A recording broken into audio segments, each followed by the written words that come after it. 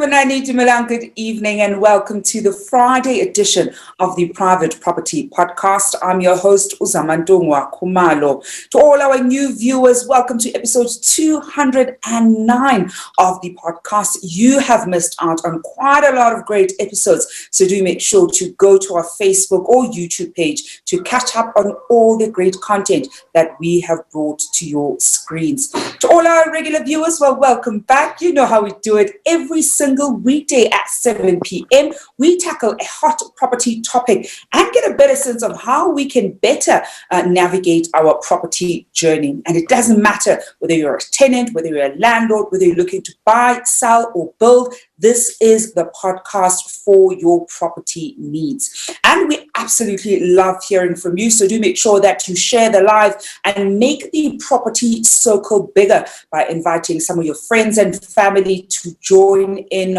on the live. You already know that one of the things that they'll get to hear about when they join in is, of course, the incredible competition that we are currently running across our social media pages. I am talking about the Sherlock Holmes competition, where every single week we send out a clue on our social media profiles, and we want you to crack the riddle. And all you have to do that is to go to www.privateproperty.co.za and let us know where the clue leads you.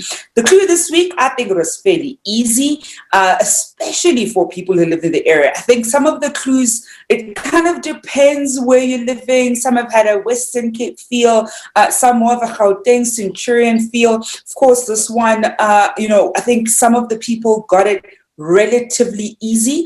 And later on in the show, we will be announcing who the lucky winner is of the 5,000 Rand voucher. And of course, one of the ways we're keeping the Sherlock Holmes competition interesting and spicy is that every Wednesdays and Thursdays, we give away 500 Rand in cash live on the show as a spot prize. And all you have to do to walk away with that 500 Rand in cash is to be watching us live in order to claim that prize. Well, I'm certainly excited to be announcing who the lucky winner of the 5,000 Rand voucher is going to be later on in the show. So do make sure that you stay tuned to see if you might be that lucky winner. But don't despair. On Monday, we will be releasing a new clue, and you'll be able to already start, trying to see if you're able to crack that riddle in order for you to potentially stand a chance of being one of our winners. Now, one of the other things that you can, of course, look forward to here on the Private Property social media platforms are the other great shows that we bring to your screens. Now, every Tuesdays and Thursdays, Umbali Noko brings you the Farming Podcast, where she attends to all of your agricultural needs. So make sure that you set your appointments for the Farming Podcast on Tuesdays and Thursdays at 8 p.m. And on Wednesdays at 8 p.m., Esty Claassen brings you the First Time Home Buyers Show, where she gets to have a conversation with somebody who has walked the path and bought their first property around their own journey of buying that first property, some of the mistakes that they made, and perhaps even some of the trials and tribulations that they faced that led to them buying that first property.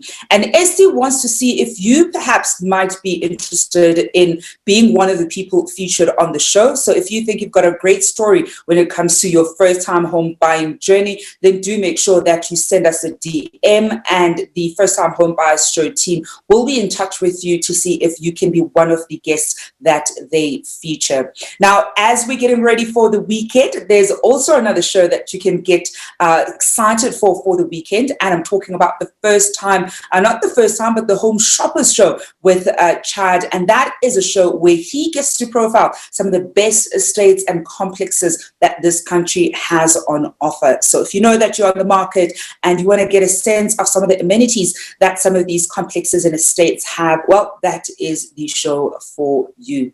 We certainly have quite a lot of great content that you can have a dip into here on Private Property, not just in terms of the shows, but of course also on our website. You can go to the advice section on www.privateproperty.co.za and read up on some of the great shows that certainly some of the great advice that we write about on the website.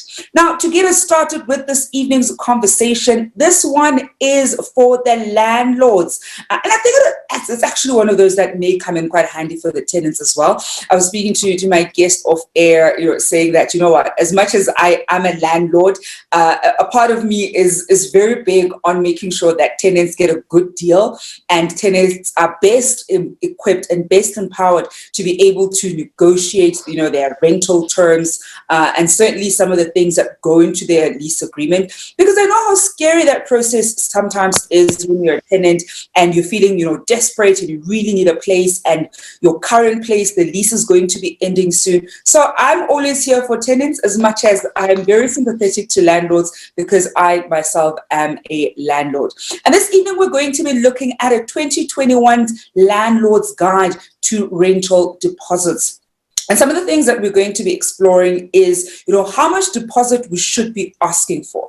And especially given that we're in the middle of the global pandemic that has fundamentally sort of shifted how even tenants are engaging with us as landlords. We're going to be looking at why we ask for a deposit, what happens to the deposit, and also looking at, some of the situations where some landlords, particularly bigger landlords, typically don't ask for a deposit, or will say 1 month is for free, and really just get a sense of how much risk is too much risk, and how landlords should best navigate deciding how risky they should probably, make their rental proposition to prospective tenants. Now, to help us better understand and navigate this one, I'm joined this evening by Grant Rea, who's a residential sales and rental specialist at Remax Living. Grant, good evening, and thank you so much for joining us.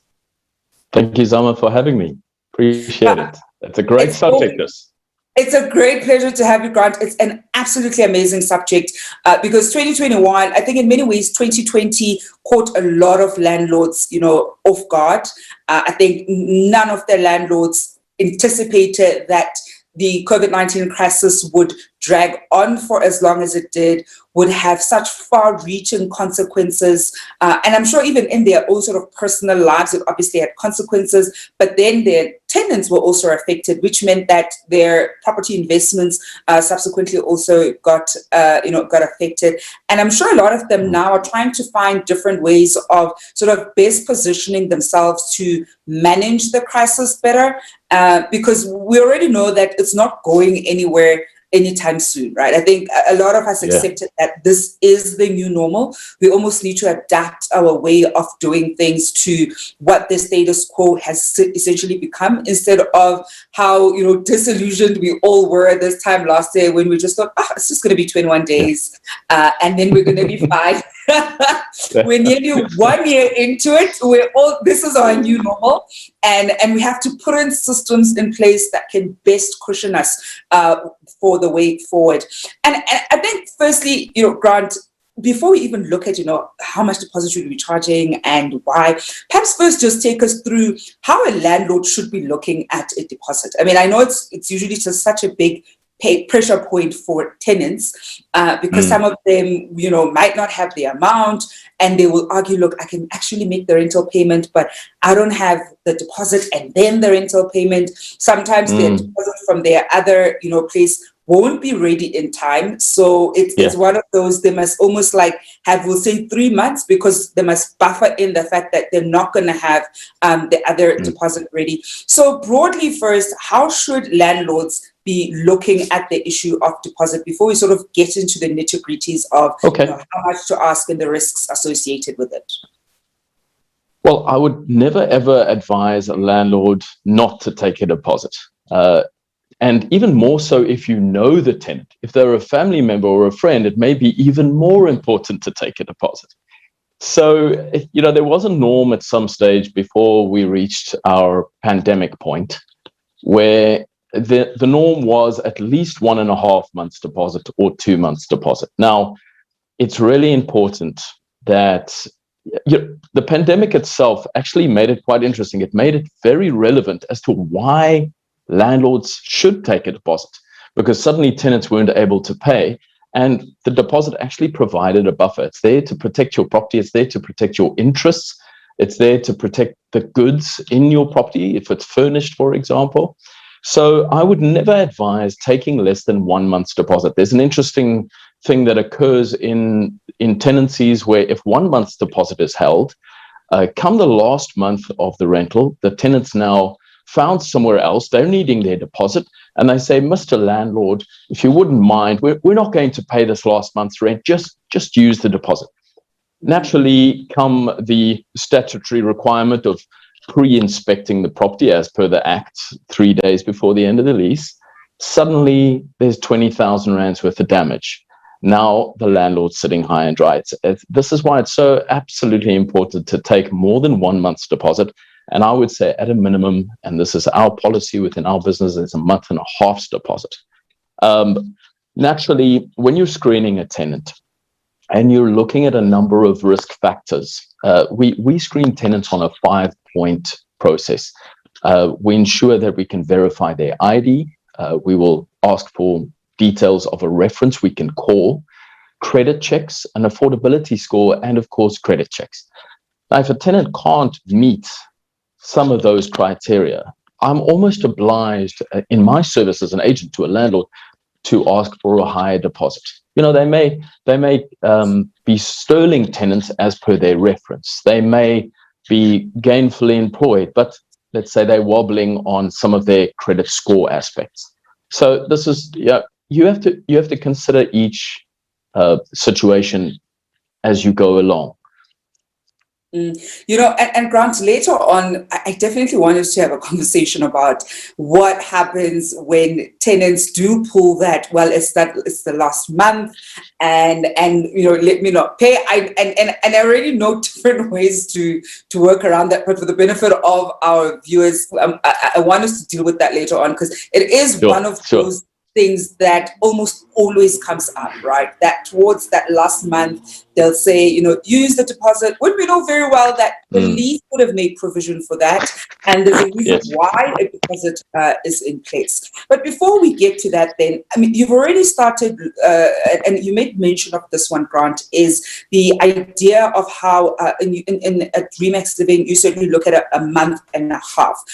How should landlords be looking at how much deposit to charge? I mean, I've heard of, I'll say ridiculous instances where 3 months is required. And I only say ridiculous because more often than not, nobody would have that kind of liquidity to put down 3 months worth of deposits up front. I mean, legally, you can ask that as a landlord, but certainly when it comes to a lot of tenants' financial standing, most people wouldn't be able to afford it. So how should landlords be looking at how much deposit to charge for their respective property? Well, there's no set amount of deposit to ask. The Rental Housing Act, in fact, just says the landlord may charge a deposit.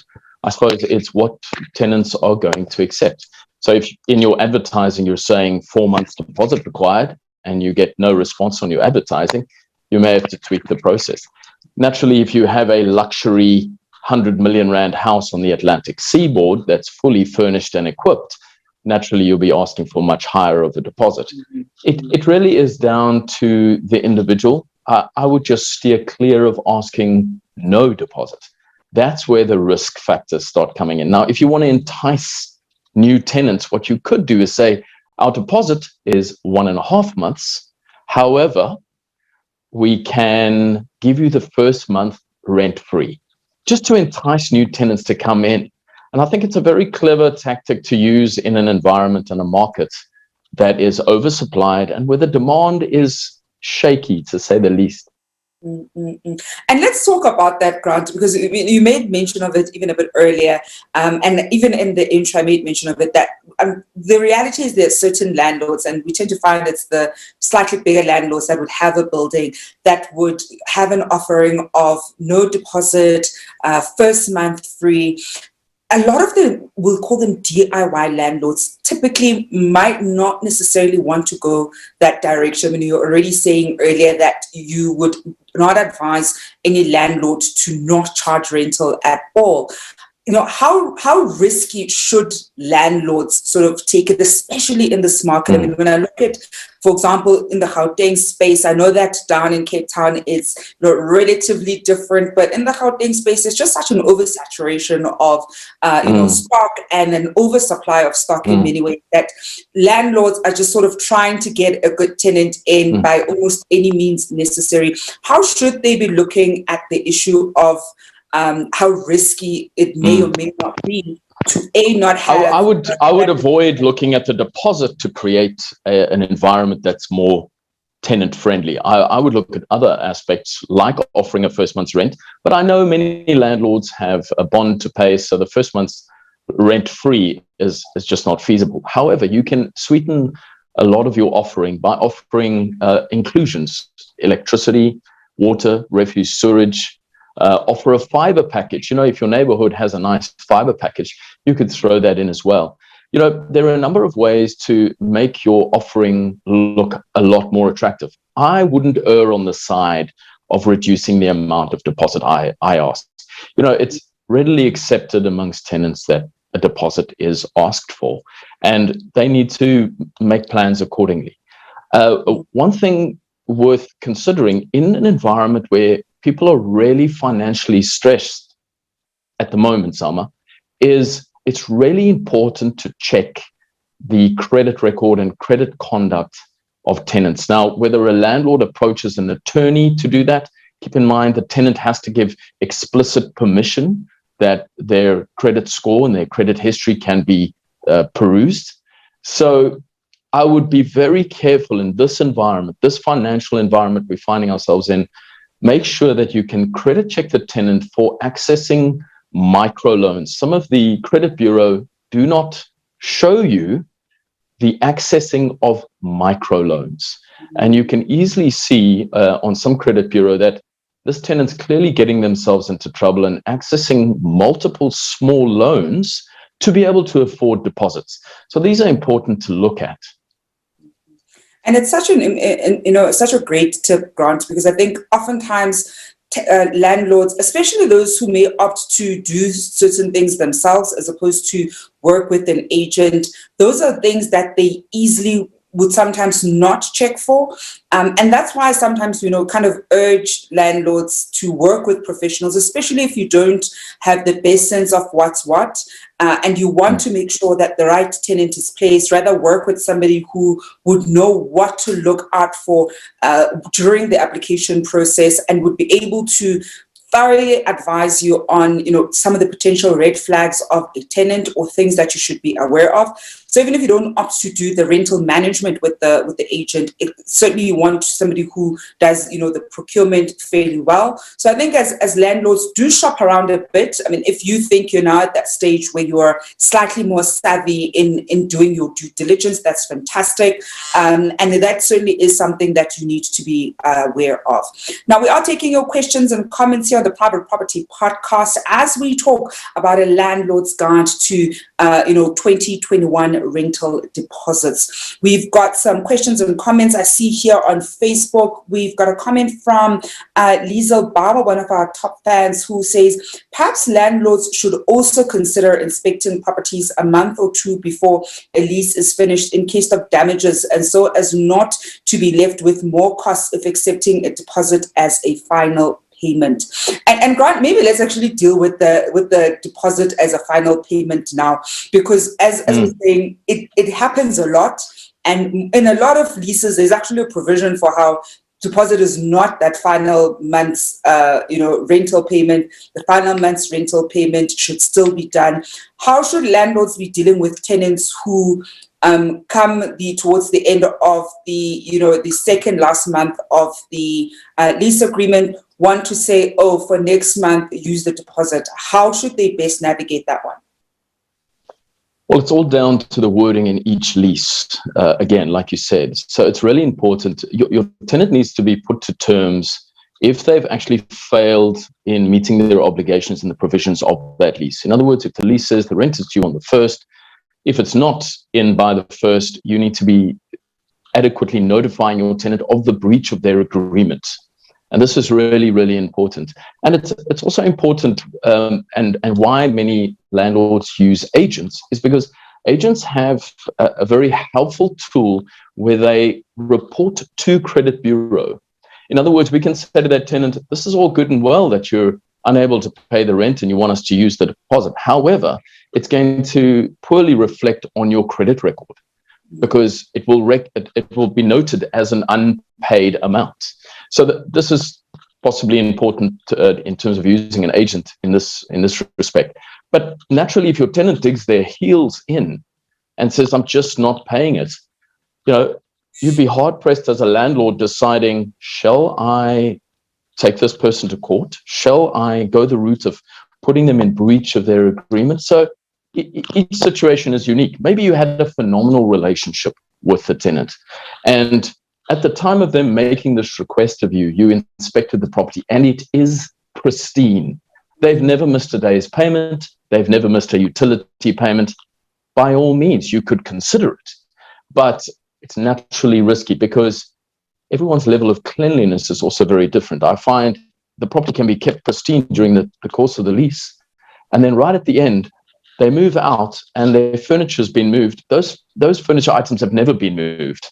And suddenly the place really looks a mess and off they go. Now you've got nothing left to make deduction to get this remedied.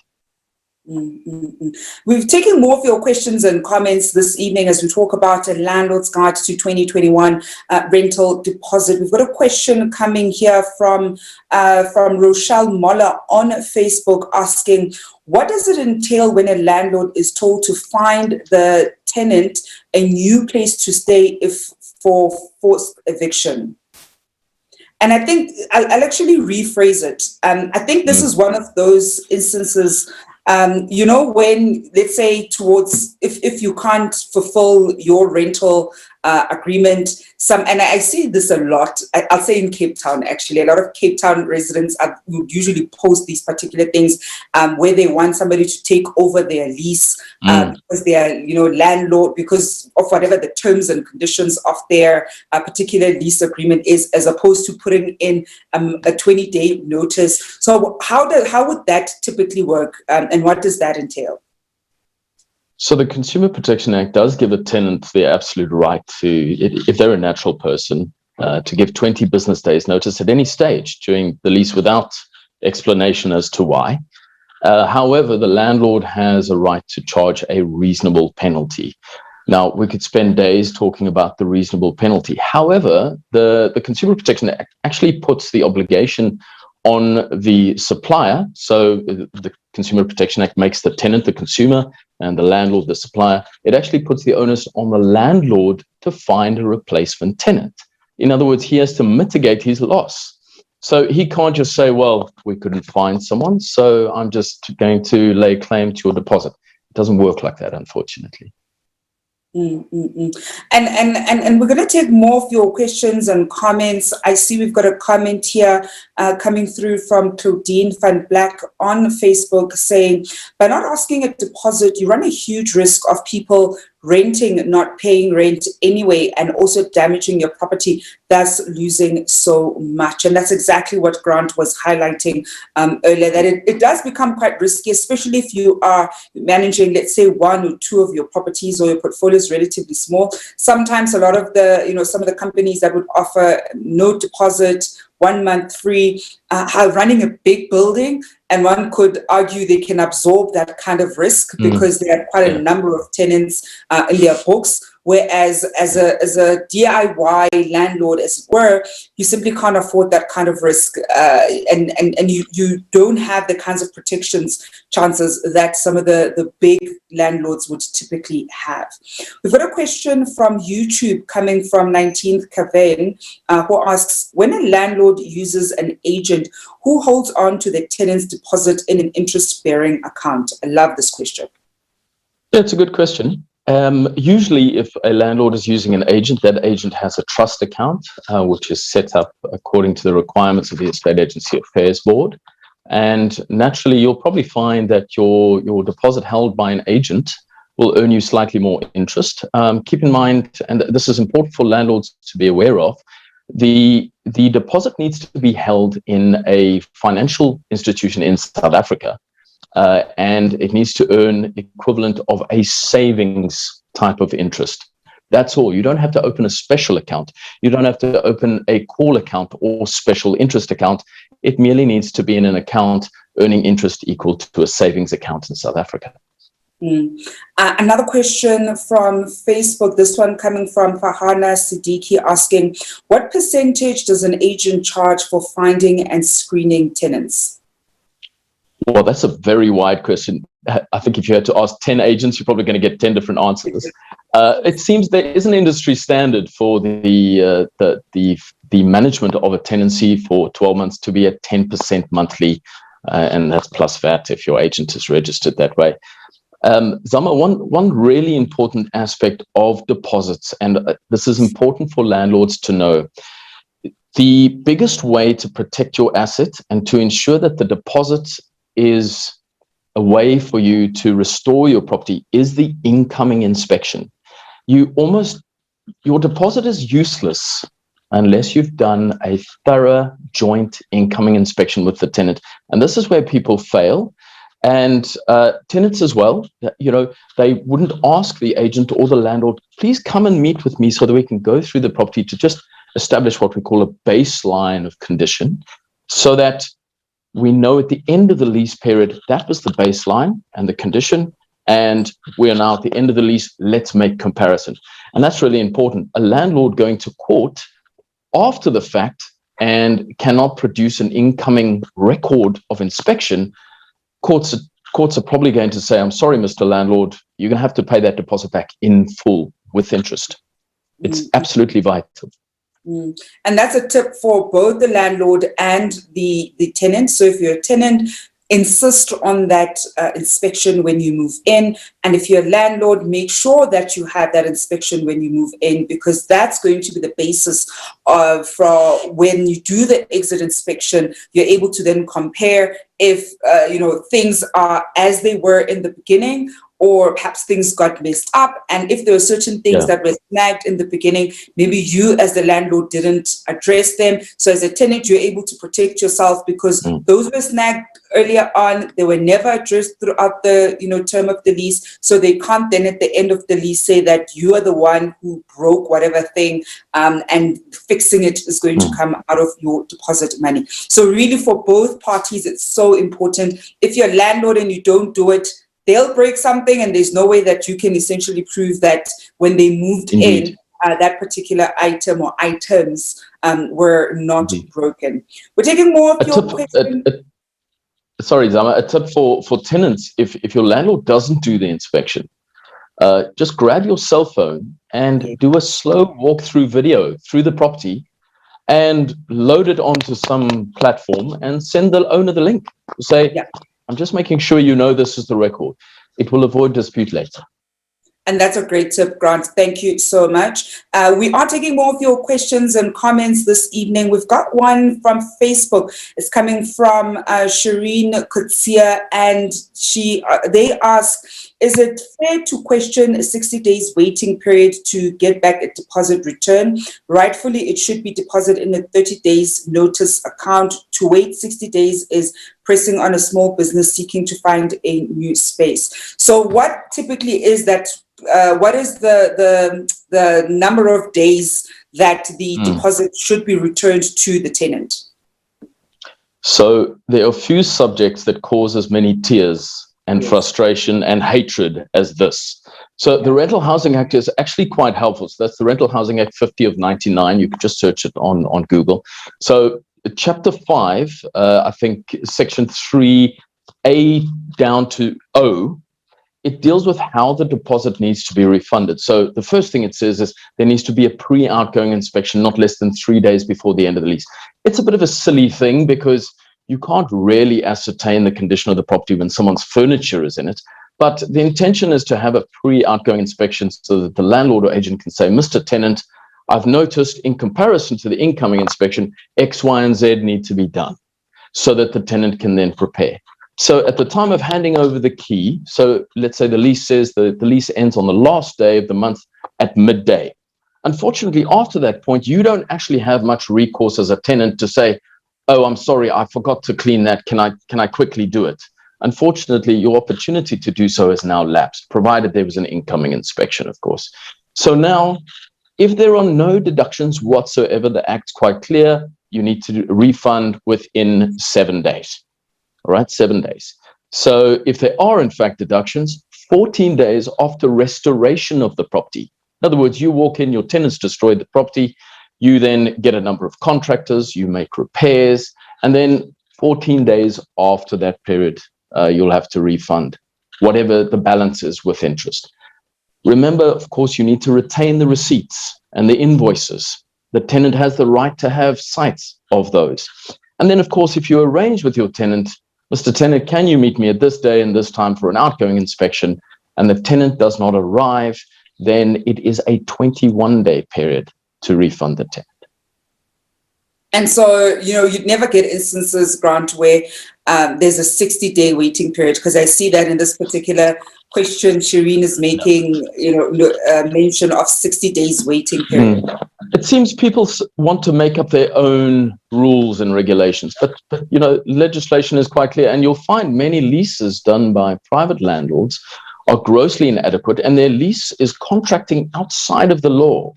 Many landlords don't pay interest, but it's a statutory requirement. So it's really, really important for tenants to become equipped with the law, and for landlords who have stepped outside of the law to start doing things correctly. It is really important, and it's there to protect all the parties. Yes, of course, there's some items in the Act that are not ideal, but it is there to protect both parties. We've got another question from YouTube. It's another one from Nateem Karen, who asks, what is a landlord's recourse when an agent fails to refund the tenant's deposit? That's an interesting one. Well, the landlord can, of course, approach the Estate Agency Affairs Board. You could also take the agent on in a civil manner with your own attorney. When you employ an agent, there's a huge measure of trust, but also it's important to know that the agent steps into the shoes of the landlord. They almost become one human being, and this makes it a little bit difficult. So, I don't know much of the detail around the question. There may be specific reasons as to why the deposit was not refunded, but you would trust that the agent would work within the confines of the law and the Rental Housing Act. And I think, Grant, one of the things with that one is it's so important then to also adequately vet the agent that you work with.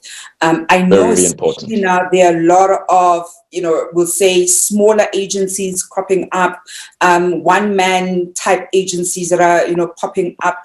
And you find that may very likely happen a lot in those kinds of agencies, where some of the bigger ones, it's unlikely, to happen. There's systems in place, and they've got a reputation that they essentially have to uphold. So as a landlord, also be careful who you choose to work with. Some of these smaller agencies, their value proposition is that they will charge the lowest interest. So Grant earlier was saying that sometimes you can get, even 10%. There isn't a standard. Different agents have their own sort of amount. So if let's say the relative going rate is 8 to 10%, if there's an agent saying we only charge as high as 4%. Sometimes you kind of have to, get a sense of why are they that low. I mean, at that point, you may think this is cheap, but sometimes cheap ends up costing you quite a lot further down the line. So always be clear that you are working with somebody who's credible, somebody who isn't at the end of your lease term. They're not going to make a payout to your tenant as they are supposed to. We've got another question here. I love this question. It's coming from Facebook. Samantha Lean asking, is a landlord not responsible to be transparent? And when asked what the amount of the deposit stands at currently if one has been renting for a number of years with the same landlord? Well, it's a provision within the Rental Housing Act. If your landlord can't produce at any time the amount of deposits and the balance with the interest, then he's falling outside of the law. And so, Samantha, I definitely urge you to have a conversation with your landlord, because I think one of the other things is landlords are aware that tenants don't know, the various provisions of the Rental Housing Act. A lot of landlords themselves don't know a lot of those provisions. So it actually just goes both ways. So I definitely would urge you to do that.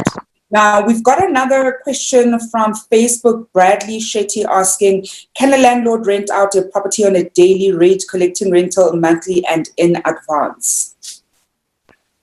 I'm not sure on the question, Izama.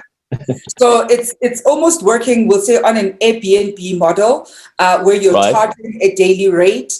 And in charging that daily rate, you're actually collecting it monthly and in advance. So it's 100 a day for 30 days, but then you're collecting it as though you're collecting monthly rental instead of. I don't see the problem if there's an agreement between the parties. I don't see the problem. If you are falling within the confines of short-term letting, keep in mind different laws may very well apply, because much of the Rental Housing Act might not apply.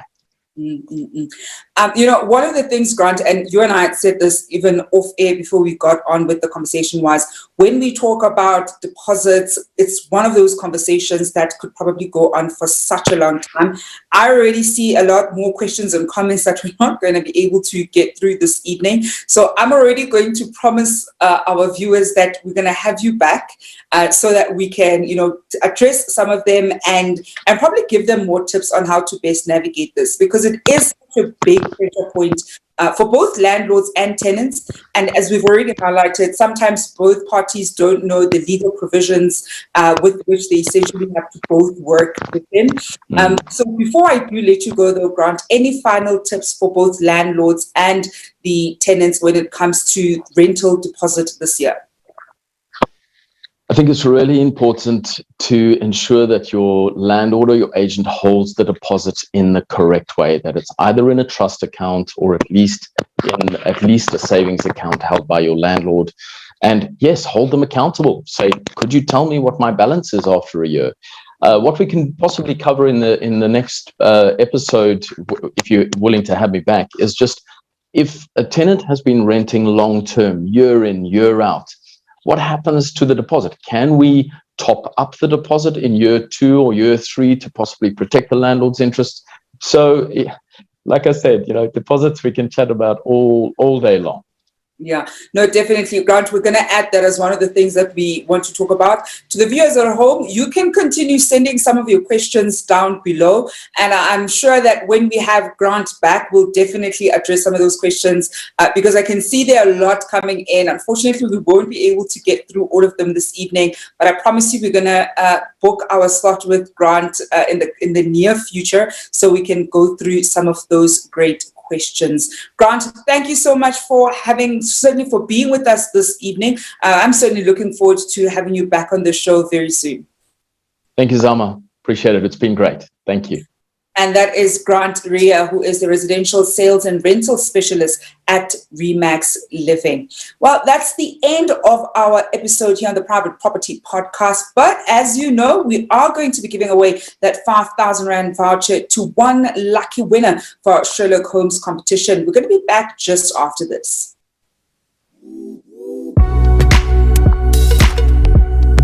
Grant, thank you so much.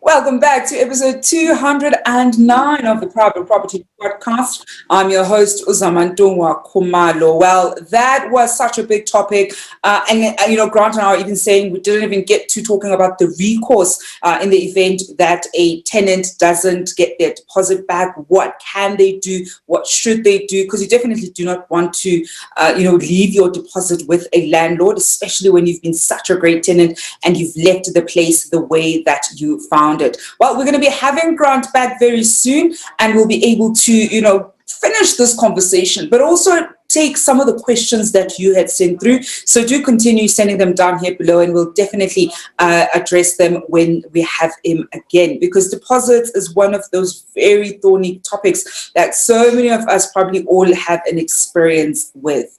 Well, it is the time, the evening, where we get to talk winning here on the Private Property Podcast. And of course, I'm talking about announcing the lucky winner of the 5,000 Rand voucher for our Sherlock Holmes competition. Now, the lucky winner for that 5,000 Rand this week is Khanyisile Masemola. Khanyisile Masemola, congratulations to you. You walk away with a 5,000 Rand voucher for our Sherlock Holmes competition. I'm sure you're going to love it. It's a great, it's a payday weekend. Well, you're going to be 5,000 Rand voucher richer, and I'm sure you're going to enjoy spending that voucher. Now, if you want to be like Khanyisile Masemola, all you have to do is to go to our website on www.privateproperty.co.za and crack the riddle that we are going to be posting on our social media platforms on Monday morning. It's that simple. Enter the competition. You can stand a chance of walking away with the 5,000 Rand voucher. Alternatively, you could also walk away with 500 Rand in cash on Wednesdays and Thursdays. And while that certainly is it from me, Zamantungwa Kumalo, and the rest of the Private Property Podcast team, it has been a great week. Thank you very much for tuning in and engaging us throughout the week. We'll be back on Monday, 7 o'clock, as we usually do here on the Private Property Podcast. But I do not leave you alone over the weekend. Chad is going to keep you busy with the Home Shoppers Show. I do hope that you're going to enjoy that. Well, have yourselves a great weekend, and I'll be back on your screens on Monday evening. Until then, hoping you're staying home and staying safe.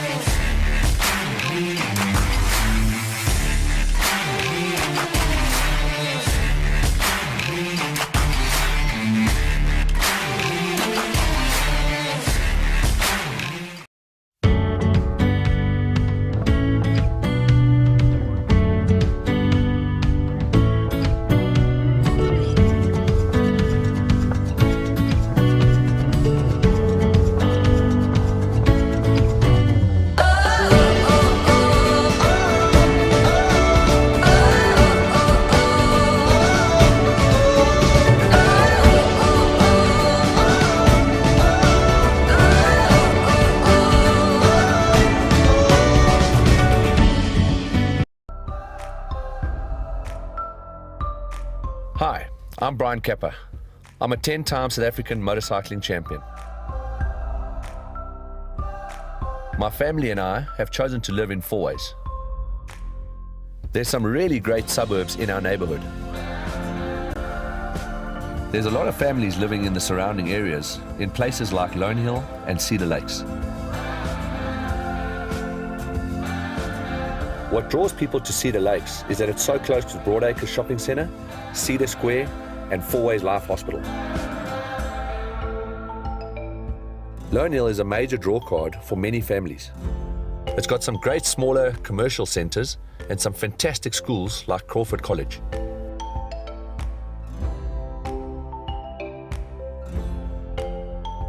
From an entertainment point of view, Monte Casino really comes alive at night. There's so much on the go, and there's an incredible energy in the area. Our family just loves the fast-paced lifestyle that Fourways brings. But honestly, the thing that attracted us most to this area was the active lifestyle that it offers.